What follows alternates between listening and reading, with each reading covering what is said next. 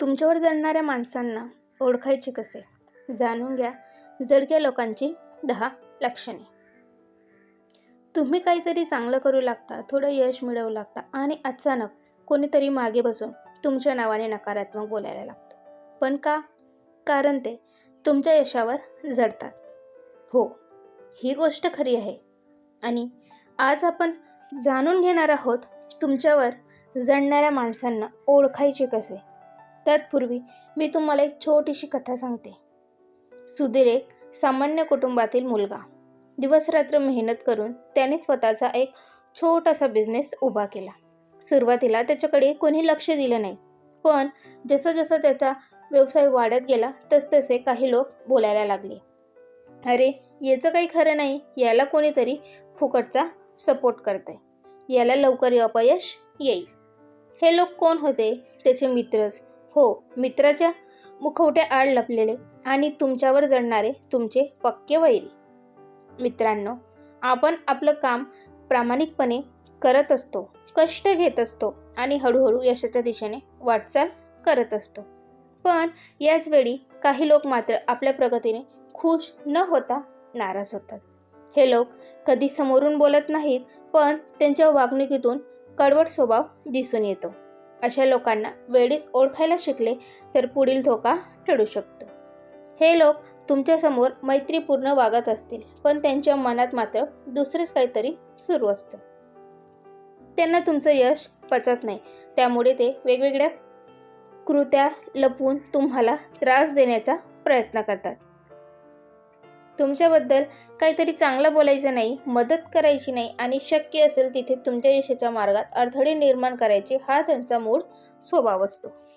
आज आपण या व्हिडिओमधून जाणून घेणार आहोत जळक्या लोकांची 10 लक्षणं आणि त्यांच्यापासून दूर राहण्याचे काही उपाय. नंबर 1. जळणारे लोक तुमच्याशी चुकूनही डोळ्याला डोळा लावून बोलत नाहीत. असे लोक तुमच्या डोळ्यात डोळे घालून बोलत नाहीत, कारण त्यांना त्यांच्या मनातल्या द्वेषाचं ओझं झेपत नाही. ते तुमच्या यशाची कबुलीही देऊ शकत नाही आणि तुमच्यासमोर शांतही राहू शकत नाहीत. त्यामुळे तुमच्यासमोर येण्यासाठी टाळाटाळ करतात. कधीकधी तुमच्यासमोर असल्यावर त्यांना अस्वस्थ वाटतं, त्यामुळे ते इकडे तिकडे बघतील, काहीतरी निरर्थक बोलतील, पण तुमच्या नजरेला नजर मिळवणार नाहीत. त्यांच्या चेहऱ्यावरील त्रास तुम्हाला सहज दिसून येईल, कारण मनातून जळत असताना आनंदी असल्याचा अभिनय करणे कठीण असतं. अनेक वेळा हे लोक कुठेतरी कोपऱ्यात उभे राहून तुमच्यावर नजर ठेवतात. जर तुम्ही त्यांना अचानक पकडलं तर ते गोंधळून जातात किंवा काहीतरी वेगळे बोलून विषय बदलवण्याचा प्रयत्न करतात. असे लोक तुम्हाला तुमच्या कामाच्या ठिकाणी किंवा नातेवाईकांमध्ये 100% भेटतील. नंबर 2. अशी माणसं तुमचं नाव कुठेच घेत नाहीत. तुमचं चांगलं काम झालं, लोक त्याचं कौतुक करत आहेत, पण हे लोक तुमचं नाव कधीच काढणार नाहीत. समजा एखाद्या ठिकाणी तुमच्या नावाचा उल्लेख आलाच तरी हे लोक होय, ठीक आहे एवढंच बोलतील, पण तुमच्या चांगल्या कामाचं चुकूनही कौतुक करणार नाही. कधीकधी एखाद्या ठिकाणी गप्पांच्या मैफिलमध्ये तुम्हाला टाळण्याचा देखील प्रयत्न करते. त्यांना तुमच्या नावाच्या उल्लेखानेही त्रास होतो. अगदी तिथे तुमचं नाव घ्यायलाच हवं तिथेच ते दुर्लक्ष करून दुसरंच कोणाचं तरी नाव पुढे करतील. काही वेळा जर तुमचं नाव त्यांना घ्यावंच लागलं तर ते तुच्छतेने बोलतील. होय, त्यानं केले काहीतरी असा एक थंड प्रतिसाद देतील. तुम्ही कितीही मोठं काहीही केलं तरी त्यांना त्याचं काही अप्रूप नसतं, उलट त्यातून ते तुमच्यावर जळत असतात. नंबर 3. हे लोक तुम्हाला फुकटचे सल्ले देतात. असं केलं असतं तर बरं झालं असतं, याबद्दल अजून थोडा विचार करायला हवा होता. हे लोक तुमच्या प्रत्येक गोष्टीत उगीच सल्ले देतात. त्यांच्या सल्ल्यांचा उद्देश तुम्हाला मदत करणे हा नसतो, तर तुमचा आत्मविश्वास कमी करणे हा असतो. तुम्ही घेतलेला निर्णय कसा चुकीचा आहे हे त्यांना दाखवायचं असतं. खरं तर तुम्ही काहीही केलं तरी त्यांना समाधान नसतं. तुम्ही नवीन गाडी घेतली, नवीन व्यवसाय सुरू केला तरी ते त्यामध्ये एखादा दोष काढणारच.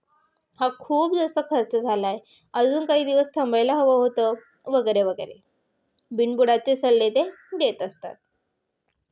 अशा लोकांचे सल्ले म्हणजे फक्त तुमच्या मनात शंका कुशंका उत्पन्न करण्याचा प्रकार असतो. हे लोक स्वतःला नेहमीच तुमच्यापेक्षा हुशार समजतात आणि तुम्ही काहीही ठरवलं तरी त्यावर उगीचच प्रतिक्रिया देतात. त्यांच्या सल्ल्यांचा जर तुम्ही विचार केला तर तुमच्या मनात संभ्रम निर्माण होईल आणि तुम्हाला नेमकं काय करावं हेच कळणार नाही. म्हणून तुमच्या नवीन योजना किंवा निर्णय अशा लोकांना कळू देऊ नका. नंबर 4, तुमच्या चुका शोधत राहतात. तुम्ही 100 काम बरोबर केली तरी ते तुमचं अभिनंदन करणार नाहीत, पण तुमच्या हातून एखादी छोटीशी जरी चूक झाली तर हे लोक लगेच बोंबाबोंब करतील. मी आधीच सांगितलं होतं, असं होणारच होतं, असं म्हणत ते तुमच्या अपयशाचा आनंद साजरा करतील. त्यांच्यासाठी हीच सुवर्ण संधी असते. तुमच्याकडून काहीतरी चूक झाली की ते अधिक आत्मविश्वासाने बोलतात. लोकांसमोर मुद्दाम तुमची चूक दाखवण्याचा प्रयत्न करतात. अगदी तुम्ही लहानशी चूक केली तरी त्यावर बडबड करून मोठं प्रकरण उभं करतात. त्यांना तुमचे यश दिसत नाही, पण छोटीशी चूक दिसते. म्हणतात ना, दुसऱ्याच्या डोळ्यातलं कुचळं दिसतं पण स्वतःच्या डोळ्यातला मुसळ दिसत नाही. हे लोक मुद्दामून तुमच्या चुकांची लोकांसमोर चर्चा करून तुम्हाला कमी लेखण्याचा प्रयत्न करतात. पण लक्षात ठेवा, यांनी तुम्हाला कितीही कमी लेखण्याचा किंवा चुकीचे दाखवण्याचा प्रयत्न केला तरी तुमची क्षमता तुम्हालाच माहीत असते.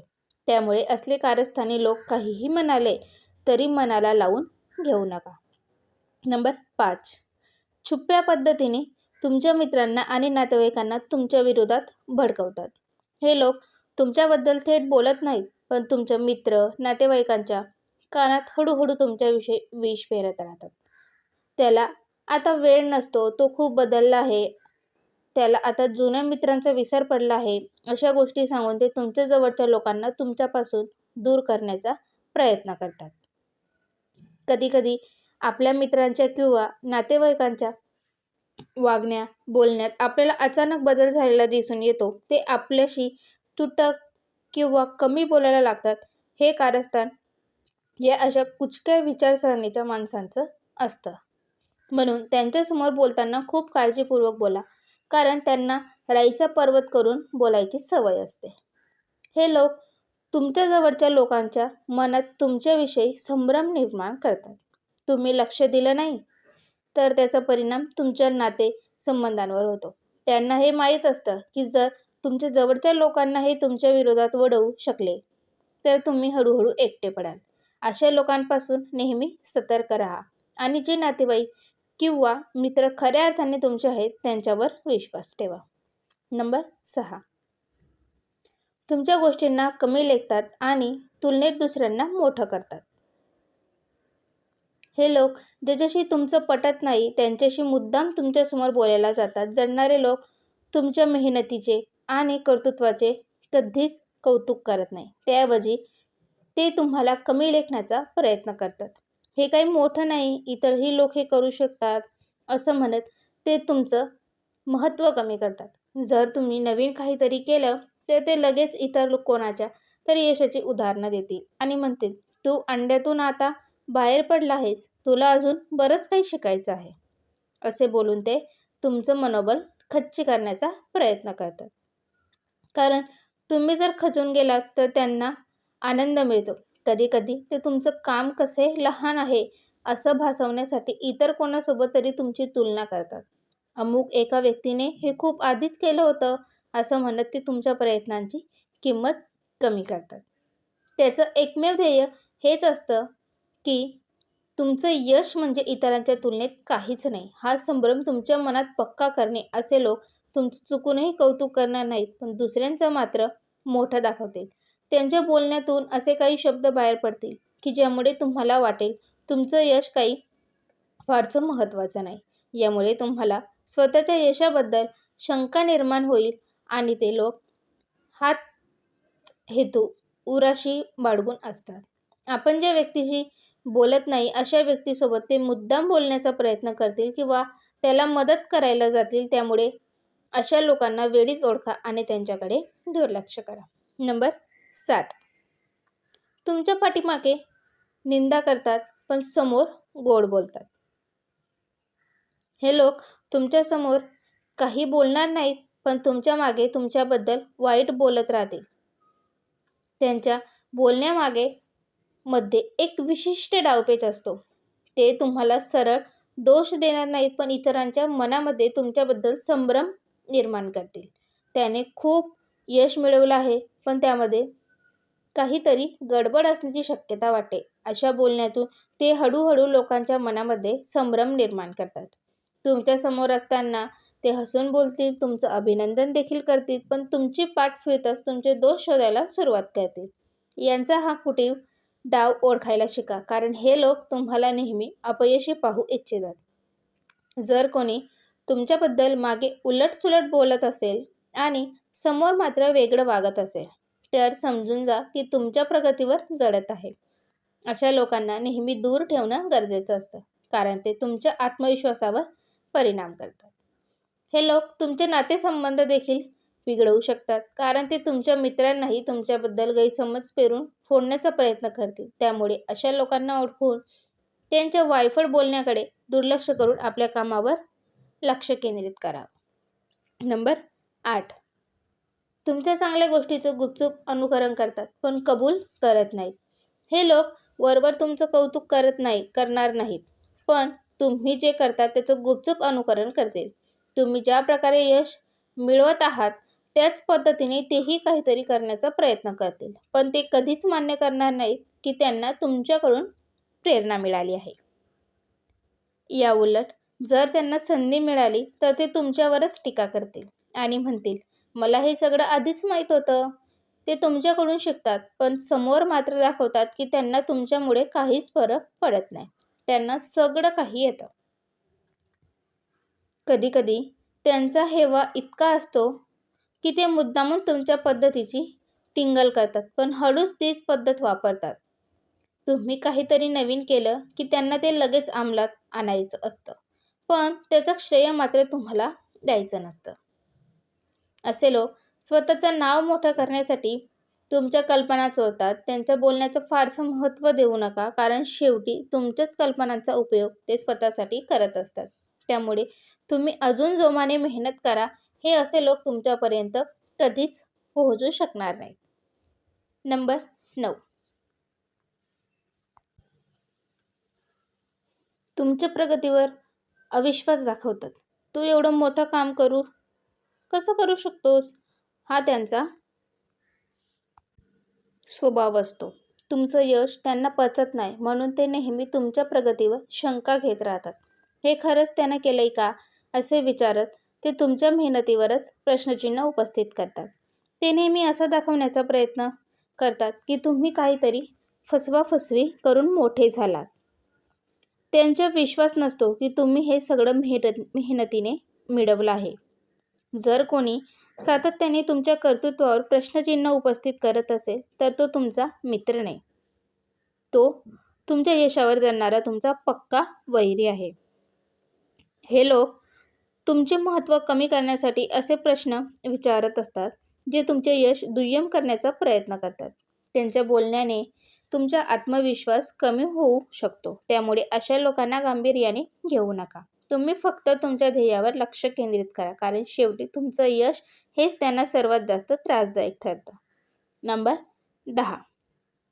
तुम्ही अपयशी व्हावं याची ते आतुरतेने वाट पाहतात.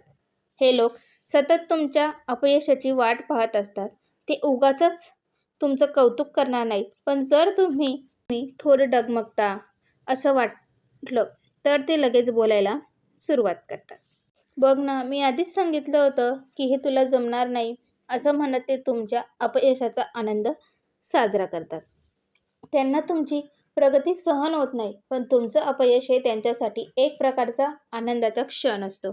जर तुम्ही अपयशी ठरला तर ते खूप खुश असतात. याउलट तुम्हाला यशस्वी होताना बघून त्यांच्या पोटामध्ये कडा उठायला लागतात. मित्रांनो, या जगात जगणारे लोक खूप असतात.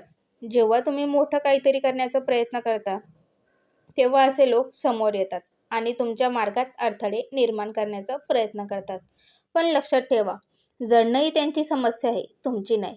अशा लोकांकडून काही शिकायचं असेल तर एवढंच करा, ते जिथे थांबलेत तिथे तुम्ही अजिबात थांबायचं नाही. त्यांच्या बोलण्याकडे दुर्लक्ष करून त्यांच्या टोमण्यांचा भीक न घालता स्वतःच्या ध्येयावर लक्ष केंद्रित करा. जळणारे लोक कोणत्याही परिस्थितीत तुम्हाला थांबवू शकत नाहीत, जोपर्यंत तुम्ही स्वतः थांबत नाही. त्यांच्या बोलण्याने तुमचं मन विचलित होऊ शकतं, पण तुम्ही जर मनाने मजबूत राहिलात तर हेच लोक एक दिवस तुमचं कौतुक करतील. तुम्ही तुमचं लक्ष फक्त ध्येयावरून विचलित होऊ देऊ नका. अशा लोकांना जर उत्तर द्यायचं असेल, घवघवीत यशाने द्या. यशस्वी लोक इतरांवर कधीच जळत नाही, ते नेहमी दुसऱ्यांना प्रेरणा देतात. त्यामुळे तुम्ही यशस्वी बना आणि स्वतःच्या कर्तृत्वाने अशा लोकांना उत्तर द्या. शेवटी लोक काय म्हणतात याला महत्त्व नाही, महत्त्व आहे ते फक्त तुम्ही काय साध्य करता याला. दररोज विविध सकारात्मक विचारांसह आपण भेटत असतो. तुमचे जीवनही अनेक असेच सकारात्मक विचाराने भरून जावो. तुमच्या मनातील सर्व इच्छा आकांक्षा पूर्ण होत तुम्हाला सुख समृद्धी लाभो ही ईश्वरचरणी प्रार्थना.